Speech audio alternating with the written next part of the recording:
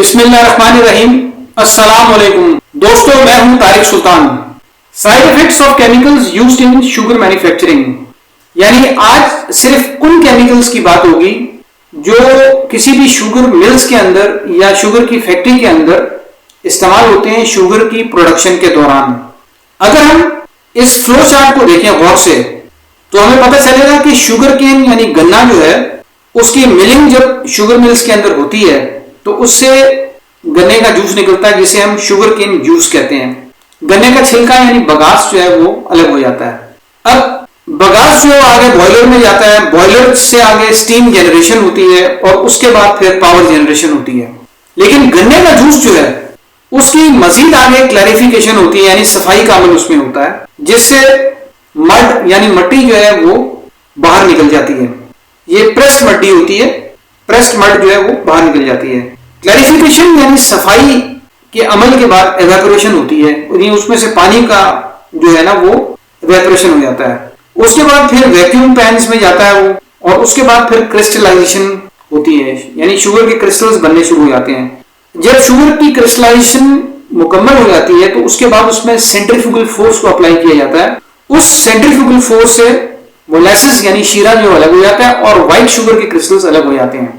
दोस्तों, ये flow chart मैंने इसलिए आपको बताया है ताकि आगे चल के आपको क्लियर हो जाए कि ये जो मुख्तलिफ स्टेप्स होते हैं ना शुगर की प्रोडक्शन के दौरान, इन स्टेप्स में जगह जगह केमिकल्स का इस्तेमाल होता है। अब हम बात करेंगे केमिकल्स फॉर शुगर इंडस्ट्री की। बात दरअसल ये है कि शुगर की प्रोडक्शन जो है वो इतनी ज्यादा सादा नहीं है, इसमें बहुत सारे प्रोसेसेस इस्तेमाल होते हैं और ये तमाम के तमाम प्रोसेसेस केमिकल्स की मदद से अंजाम पजीर होते हैं। दोस्तों, ये flow chart for white sugar process है। यहां से आपको पता चलेगा कि कहां कहां केमिकल्स का इस्तेमाल होता है। जो कच्चा गन्ने का जूस होता है जिसे हम रॉ जूस कहते हैं, उसकी हीटिंग होती है 70 डिग्री सेंटीग्रेड पे। उसके बाद फिर अगला स्टेप उसमें चूने को डाला जाता है यानी लाइम का इस्तेमाल किया जाता है तीसरे स्टेप में, और इससे सल्फिटेशन होती है यानी सल्फर जो है इसमें ऐड होती है और उससे उसकी पीएच 7 हो जाती है यानी न्यूट्रल पीएच पे आ जाता है वो। यहाँ पे सल्फर डाइऑक्साइड गैस जो है ना उसको ऐड किया जाता है। ये एक टॉक्सिक और पॉइजनस गैस होती है। अब इससे सल्फेटेड जूस बनता है जिसकी हीटिंग 102 डिग्री सेंटीग्रेड पे होती है। इसके बाद फिर जूस क्लैरिफिकेशन का अमल होता है यानी शुगर केन जूस जो होता है जिसे हम गन्ने का जूस कहते हैं उसमें से मड यानी मट्टी निकलना शुरू हो जाती है। फिर आगे जैसे मैंने आपको पहले भी बताया कि एवेपोरेशन का अमल होता है, उसमें से पानी को निकाल दिया जाता है एवेपोरेशन के जरिए। फिर उसके बाद यानी पानी यहाँ पे बुखारात की सूरत में उड़ जाता है। उसके बाद फिर सिर्फ सल्फिटेशन होती है, उसमें मजीद सल्फर डाइऑक्साइड गैस को ऐड किया जाता है। फिर आगे क्रिस्टलाइजेशन होती है, क्रिस्टलाइजेशन के बाद सेंट्रीफ्यूजिंग होती है। सेंट्रीफ्यूजिंग में सेंट्रीफ्यूगल फोर्स को अप्लाई किया जाता है जिससे मोलेसिस शीरा अलग हो जाता है और व्हाइट शुगर के क्रिस्टल्स अलग हो जाते हैं। जो मोस्ट कॉमन केमिकल मेथड होता है शुगर मिल्स के अंदर जिसके जरिए शुगर इंडस्ट्री का काम चलाया जाता है उसको हम सल्फर डाइऑक्साइड SO2 मेथड कहते हैं। सल्फर डाइऑक्साइड मेथड को इस्तेमाल करते हैं हम प्यूरिफिकेशन के लिए, यानी कि गन्ने के जूस को प्यूरिफाई किया जाता है, क्लैरिफाई किया जाता है शुगर केन जूस को इससे पहले कि वो प्रोसेस होकर शुगर बन जाए। सल्फर डाइऑक्साइड को ऐड किया जाता है जूस के अंदर ताकि इंप्योरिटीज को रिमूव किया जा सके और उसके कलर को रिड्यूस किया जा सके। दूसरे केमिकल मेथड्स जो शुगर इंडस्ट्री के अंदर इस्तेमाल होते हैं उसमें लाइम है यानी चूने को ऐड किया जाता है, फॉस्फोरिक एसिड को ऐड किया जाता है, मुख्तलिफ किस्म के एंजाइम्स को ऐड किया जाता है। केमिकल्स यूज्ड इन दी शुगर इंडस्ट्री। 5 जो आम केमिकल्स होते हैं जो शुगर इंडस्ट्री में इस्तेमाल होते हैं उनमें जैसे कि मैंने आपको बताया सल्फर डाइऑक्साइड यानी SO2 है। उसका फंक्शन ये होता है कि वो प्रिजर्वेटिव के तौर पर इस्तेमाल होता है, ब्लीचिंग एजेंट के तौर पर भी इस्तेमाल होता है। इसके अलावा लाइम यानी कैल्शियम ऑक्साइड या कैल्शियम हाइड्रोक्साइड, इसका फंक्शन होता है पीएच की एडजस्टमेंट करता है ये और इंप्योरिटी को रिमूव करता है। फॉस्फोरिक एसिड का इस्तेमाल किया जाता है, ये भी एक केमिकल है। इसका फंक्शन होता है कि ये नॉन शुगर जो इंप्योरिटीज होती हैं यानी वो इंप्योरिटीज जो कि शुगर नहीं कहलाती उनको ये रिमूव करता है। इसके अलावा एक्टिवेटेड कार्बन का इस्तेमाल किया जाता है जिसको हम चारकोल कहते हैं। एक्टिवेटेड कार्बन का फंक्शन क्या है? इसका काम यह होता है कि ये शुगर की रिफाइनिंग के अमल को तेज कर देता है, डीकलराइजेशन करता है, यानी शुगर में मुख्तलिफ किस्म के जो कलर्स होते हैं शुगर के जूस के अंदर उनको हटा देता है, रिमूव कर देता है, डीकलराइजेशन करता है। एक्टिवेटेड कार्बन का बुनियादी काम जो है वो डीकलराइजिंग एजेंट के तौर पे होता है और इंप्योरिटीज को रिमूव करता रहता है। जो कलरेंट्स अंदर घुसे हुए हैं उनको हटाता रहता है शुगर सॉल्यूशंस के अंदर से। उसकी बहुत ही हाई डीकलराइजिंग पावर होती है जो कि इस बात को पक्का कर देता है, इंश्योर कर देता है कि प्रोडक्शन जो है वो क्रिस्टलाइन और कलरलेस शुगर की होगी और उसकी एक्सेप्शनल प्योरिटी होगी, बहुत जबरदस्त किस्म की प्योरिटी उसकी होगी। एक और केमिकल इसमें इस्तेमाल होता है जिसको हम कहते हैं सोडियम हाइपोक्लोराइड। ये ब्लीच होता है।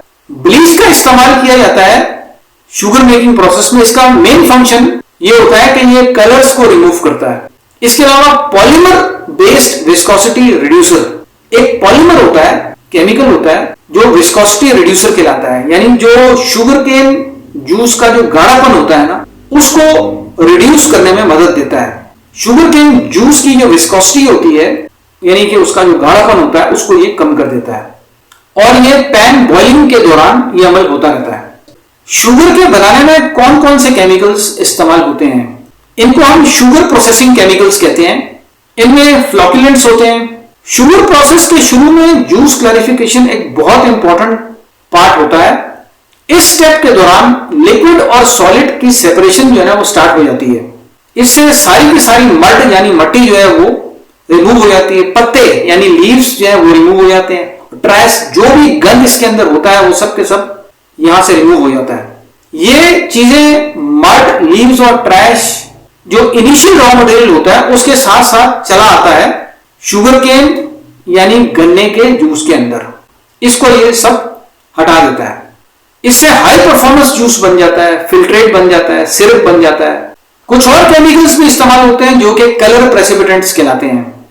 इनका काम ये होता है कि ये जो ऐश कंटेंट होती है शुगर जूस के अंदर उसको ये रिड्यूस करता है। इससे ये होता है कि उसकी शुगर केन जूस की जो क्लैरिटी है यानी उसकी सफाई उसमें इजाफा हो जाता है। उसमें एक चमक आ जाती है, स्पार्कल ऑफ द जूस जो होता है ना वो बढ़ जाता है और शुगर की यील्ड भी बढ़ जाती है यानी उसकी प्रोडक्शन जो है वो बढ़ जाती है। ये प्योर केमिकल्स होते हैं जो कलर प्रेसिपिटेंट्स कहलाते हैं। इससे क्वालिटी ऑफ शुगर जो है बढ़ जाती है। अब मैं यहां आपको एक चीज बताता जाऊं कि ऐश कंटेंट जो है ना ये एक मेजर होता है टोटल अमाउंट ऑफ मिनरल्स की जो किसी भी फूड आइटम में पाया जाता है। मिसाल के तौर पे शुगर केन जूस है या शुगर है, वो एक फूड आइटम है, उसकी जो ऐश कंटेंट है यानी जो measure of the total amount of minerals उसमें मिनरल्स कितने मौजूद हैं उसको हम ऐश कंटेंट कहते हैं। शुगर मिल के अंदर मिल सैनिटेशन बायोसाइड्स का इस्तेमाल किया जाता है। बायोसाइड क्या होता है? ये बैक्टीरिया और फंगस दोनों की ग्रोथ को रोक देता है। इसके अलावा अगर कोई और दूसरा बायोमास है यानी कोई और जरासीम है उनकी ग्रोथ को भी ये रोक देता है मिलिंग प्रोसेस के दौरान जो शुगर मिल्स के अंदर चल रहे होते हैं। इस बायोसाइड का काम ये होता है कि शुगर केन की प्योरिटी जो होती है शुगर केन जूस की उसको ये मेंटेन करता रहता है और उससे हाईएस्ट शुगर रिकवरी जो है वो हासिल होती चली जाती है। स्केल इनहिबिटर्स का इस्तेमाल किया जाता है। शुगर प्लांट के अंदर स्केल इनहिबिटर्स का इस्तेमाल होता है। इससे शुगर मिल की जो एफिशिएंसी है वो बढ़ जाती है। अगर हम थर्मल एफिशिएंसी बढ़ाना चाहते हैं शुगर एवेपोरेटर्स की तो वो स्केल इनहिबिटर्स से बढ़ाई जा सकती है। इससे शुगर इंडस्ट्री की जो कैपेसिटी है ना वो बढ़ जाती है। अब शुगर एवेपोरेटर्स बहुत अहम प्लांट का एक पार्ट होता है या मशीन होती है। इनके अंदर डिपॉजिट्स कुछ जमा हो जाते हैं जिन्हें हम कैल्शियम सॉल्ट्स ऑफ कार्बोनेट्स कहते हैं, सल्फेट्स होते हैं, ऑक्सलेट्स होते हैं, सिलिकेट्स वगैरह इसमें होते हैं जो कि प्रेसिपिटेट होते रहते हैं कैलेंड्रिया ट्यूब्स के अंदर, जिससे हीट ट्रांसफर का अमल रुक जाता है। होता यह है कि एवेपोरेशन की परफॉर्मेंस मुतासिर होने लगती है। जो एंटी स्केलेंट्स होते हैं ये इन डिपॉजिट्स की या इन फॉर्मेशंस को रोकने में मदद देते हैं। एवेपोरेटर ट्यूब्स के अंदर जो वर्कफोर्स होती है, जो वर्कर्स होते हैं शुगर मिल्स के अंदर, जब वो केमिकल्स को हैंडल कर रहे होते हैं तो हैंडलिंग के दौरान एक्सीडेंट्स हो जाते हैं जिससे केमिकल इंजरीज हो जाती हैं उनको, वर्कर्स को। अब हम कुछ मैन्युफैक्चरिंग स्टेप्स की बात करेंगे। मैन्युफैक्चरिंग की जो सेकंड स्टेज होती है शुगर रिफाइनरी के अंदर, शुगर मिल्स को शुगर रिफाइनरी भी कहते हैं। रिफाइनरी के अंदर ऑपरेटर्स जो हैं उनके लिए बहुत केमिकल रिस्क्स होते हैं जो उन्हें फेस करने पड़ते हैं क्योंकि वो कुछ ऐसे केमिकल्स का इस्तेमाल करते हैं जिससे रिस्क उनका बढ़ जाता है। अब इसमें एक स्टेज होती है जिसको हम कार्बन डाइऑक्साइड प्यूरिफिकेशन कहते हैं। ये कार्बन डाइऑक्साइड प्यूरिफिकेशन प्रोसेस चल रहा होता है शुगर मिल के अंदर। होता यह है कि इसमें जो चूने का दूध होता है ना, मिल्क ऑफ लाइन, उसको ऐड किया जाता है ताकि ज्यादा से ज्यादा नॉन शुगर इंप्योरिटीज जो है उनको प्रेसिपिटेट करवाया जा सके, उनको रिमूव करवाया जा सके।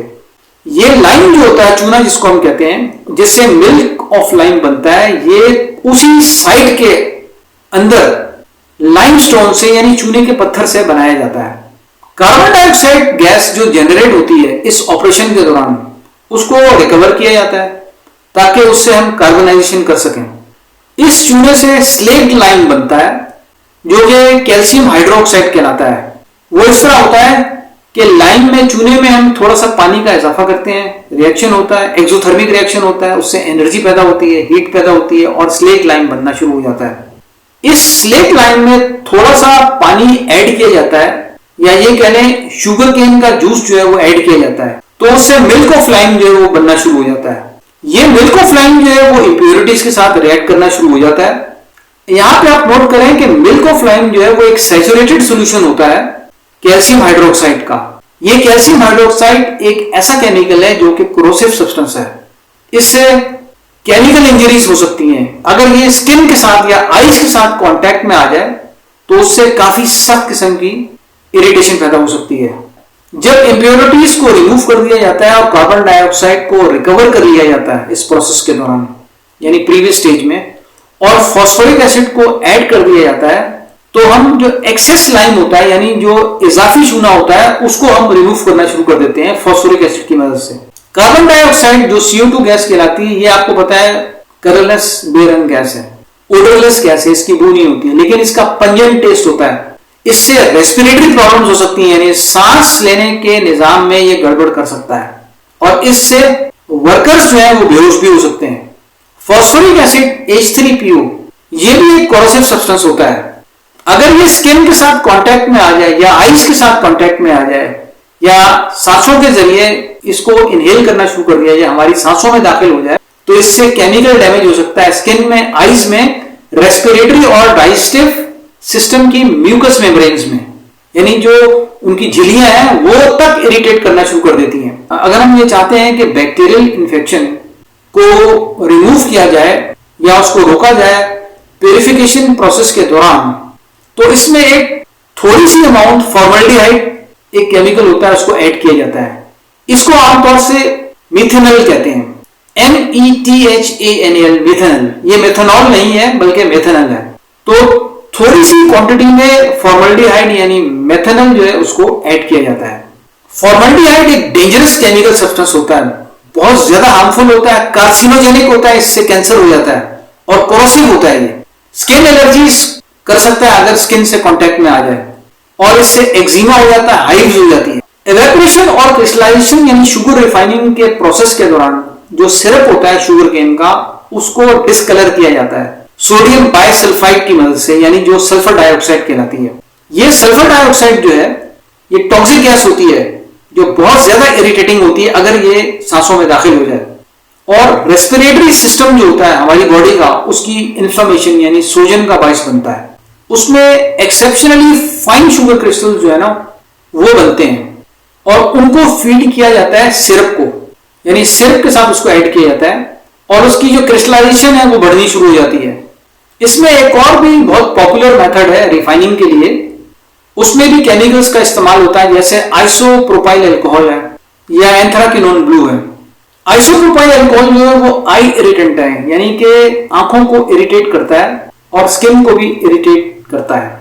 अगर आइसोप्रोपाइल अल्कोहल के जो बुखारात हैं, वेपर्स, उससे एक्सपोजर हो जाए, कांटेक्ट हो जाए, तो आई और अपर रेस्पिरेटरी ट्रैक्ट की इरिटेशन शुरू हो जाती है। फाइनली ब्लीचिंग के अमल के लिए रिफाइनरीज जो होती हैं शुगर की, वो सोडियम सल्फोक्सिलेट का इस्तेमाल करती हैं। बॉडी के अंदर जेनेटिक एबनॉर्मेलिटीज पैदा करता है, यानी जो हमारी जीन्स हैं बॉडी के अंदर, उनमें तब्दीलियां करना शुरू कर देता है अगर एक्सपोजर हो जाए। लिहाजा इसकी बहुत ज्यादा केयर करनी पड़ती है और एक बहुत ही प्रिसाइज प्रोटोकॉल का इस्तेमाल किया जाता है ताकि किसी भी किस्म की कंटेमिनेशन ना हो। दोस्तों, यहां पे एक बात का ख्याल रखा जाए कि शुगर प्रोडक्शन के दौरान शुगर के डस्ट पार्टिकल्स पैदा होते रहते हैं। बजाते खुद ये शुगर के जो डस्ट पार्टिकल्स होते हैं ये हैजर्डस टू हेल्थ होते हैं, यानी हमारी हेल्थ के लिए नुकसानदेह होते हैं।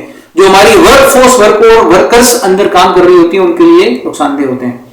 दोस्तों, आज का ये टॉपिक जो है वो सिर्फ उन केमिकल्स के बारे में था जो कि शुगर मिल्स के अंदर शुगर की प्रोडक्शन में इस्तेमाल होते हैं। इसमें हम शुगर के साइड इफेक्ट्स की बात नहीं कर रहे, शुगर मैन्युफैक्चरिंग के दौरान इस्तेमाल होने वाले केमिकल्स के साइड इफेक्ट्स की बात कर रहे हैं। शुगर के साइड इफेक्ट्स आइंदा फिर किसी वीडियो में डिस्कस किए जाएंगे। अब ये वीडियो खत्म होती है, मैं आपसे इजाजत चाहता हूं इस रिक्वेस्ट के साथ कि आप इस चैनल को जरूर सब्सक्राइब करेंगे। सब्सक्राइब करने के अलावा आप इस वीडियो को लाइक भी करेंगे और अपने रिलेटिव्स और फ्रेंड्स के साथ शेयर भी करेंगे। बहुत बहुत शुक्रिया। अल्लाह हाफिज।